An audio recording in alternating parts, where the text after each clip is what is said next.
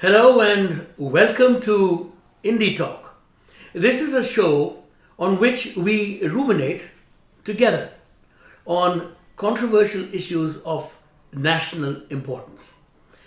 Today's subject is soft power, the power of being soft. Now, this may sound like a contradiction at first, what in English we call an oxymoron, bit of a tongue twister, but it's the correct word because it applies today to several situations in which our country finds itself. The most immediate crisis right now is in our neighbor Mauritius and of course on the border with Pakistan. There are lots of voices being raised in India today that we should send troops to Mauritius, we should send our military there, we should send our ships there. And there are voices gaining in currency that says that we should go deeper and deeper into Pakistan to deal with their incursions into India and the death toll that is being taken of our soldiers.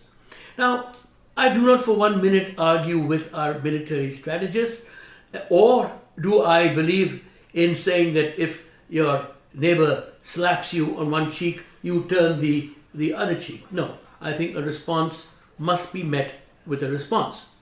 But that's known as hard power.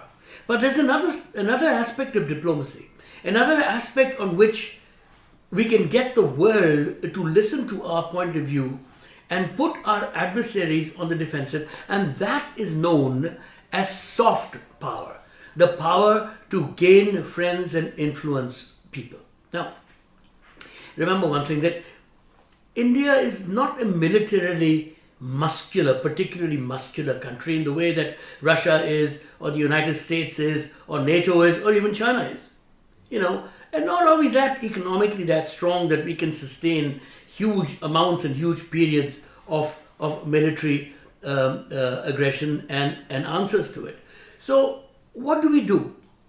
What we do is we combine soft and hard power. And sometimes soft power works much better than hard power. What is soft power? The ability to convince another nation or the nations of the world to act in your interests by convincing them that you have something to offer to them and to the rest of the world, whether in terms of advice, philosophy, markets, or even a path to a better way of life. In fact, Professor Joseph Nye, who is the dean of the Harvard School of Governance, he was the dean, says in a brilliant article that as America has begun to use its hard power more and more and more in places like the Middle East, for example, it's getting diminishing returns. Sure, American hard power has enabled it to go into Iraq, for example, but at what cost? The expenses have tripled and quadrupled, and the amount of loss of lives on the American side have also doubled than they were before. America's strength partly lay in the fact that it was able to persuade countries to follow the American way of life in international affairs because America believed in the United Nations, because America believed in a certain amount of restraint, because America believed in aid, because America believed in immigration, because America believed in the power of humanity to overcome all kinds of evil in this world. There was an American dream. This was also part of the American dream. It was called the American Manifest Destiny, based on some of its greatest the visions of greatest founding fathers, and that impressed the world. A lot of the world came towards America's side because it had sacrificed so much of itself in the two world wars, which destroyed almost half the youth of Europe. I mean, millions and millions and millions, uncountable millions were killed. And therefore, the world decided when it formed the United Nations, or the League of Nations under Woodrow Wilson, to use this as a committee of nations to exercise soft power in dealing with each other. Now, I must say, and I have to admit, that Narendra Modi, our Prime Minister, the Indian Prime Minister, does understand innately the importance of soft power. Unfortunately, some of his followers don't seem to understand that soft power is sometimes much more effective than the use of pure military or abusive or aggressive language. For example, International Yoga Day. A lot of people would think, a lot of my friends thought, that, oh, this is just another Modi gimmick, this is another Jumla. Well, I don't think it was Jumla. I think it was Modi's recognition of the fact that if you project India's ancient traditions like yoga, which is known to be scientifically beneficial for both mind, body and spirit, and more than that, if you read the principles of yoga, yoga says basically that as human beings, through self-discipline, we reach out and influence the rest of the world to become more peaceful. If you're innately more peaceful, you influence others to become more peaceful. Modi's so-called rock star performances in his trips abroad, a lot of them people say they're junkets and they're jumlas, but I think Modi had a slightly more calibrated approach to it, because he recognized that another aspect of India's soft power was the power of these great NRIs, the Indians who had gone out and done extremely well and were able to influence the governments where they worked as CEOs. Now let me tell you that most people don't seem to realize, and I have a list here of some of them who are very powerful in the Indian diaspora. Sanjay Jha, Global Foundries; Ajit Jain, Berkshire Hathaway Insurance; Dinesh Paliwal, Harman Industries; Ajay Banga, MasterCard; Rakesh Kapoor, Reckitt Benzinger; Shantanu Narayan, Adobe Systems; Indira Nui, PepsiCo; Sundar Pichai, Google; Satya Nadella, Microsoft. Now, they make the world sit up and listen to when India's point of view is expressed. These are the CEOs. These are your Desi CEOs. And don't forget, this is not the first time this has happened. Earlier on, a great humanist who won the UN Human Rights Award on his performance in the human rights agency was our great jurist MC Chagla. It was because of his ability to impress the world of India's concerns for human rights that he was able to stand up and actually convince the United Nations that we were right on the Kashmir issue when the debates came up before the Security Council. Similarly, Vijay Lakshmi Pandit, 37 countries voted for her to become the president, the first Indian president of the UN General Assembly. Now, this was no mean feat. Why? Again, because they believed not that India was a powerful country at that time in terms of its arms or its economy. It was a failing economy, in fact. But because there was a belief in the world that India stood for values which were beyond what are just summed up in terms of arms, ammunitions, and the economy. But there was a lot more that India has given to the world in terms of soft power that attracts India to the world and helps India plead its cause and make people come and look at India as not only a place to visit and take inspiration from, but also a place for investment. Again, I have a small list here, maybe so that I don't forget anything. I'll read from it to you.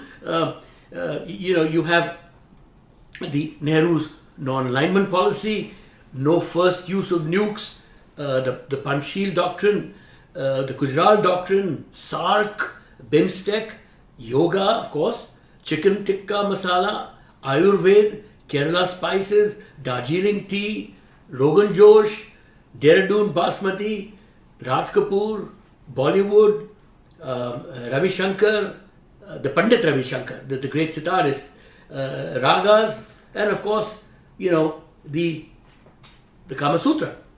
I mean, let's not denigrate any of these. These are great contributions which we Indians can make use of in terms of telling the world that, look, we are more than just a country where there are a lot of poor and a lot of starving people.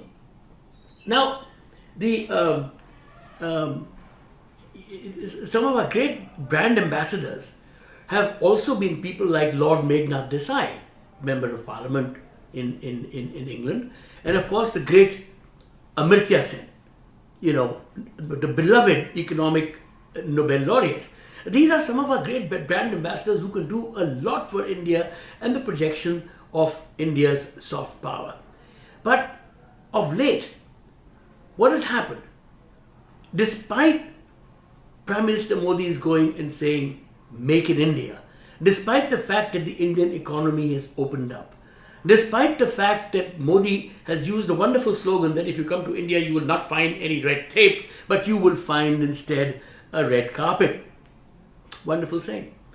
But unfortunately, what happens when these wonderful attributes, which can be used to project India's soft power, are negated by negative news from India, which are published all over the press? Now, the Washington Post is a very powerful newspaper, comes out of Washington.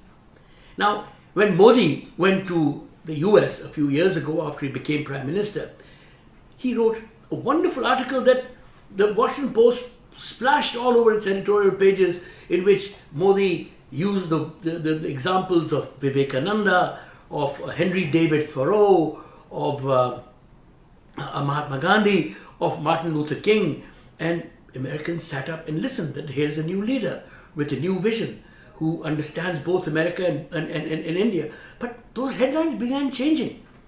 As soon as censorship and intolerance began to set in among people, posing as followers of Modi, or at least saying it in his name, saying that this is what the party believed in, even a documentary on Amartya Sen was censored by the head of the censor board because it used the word cow and it used the word Hindu and they wanted to take out the word in India. And then the same Washington Post that was praising us for our freedom of the press and our commitment to democracy, which is also a great strength that India can project abroad.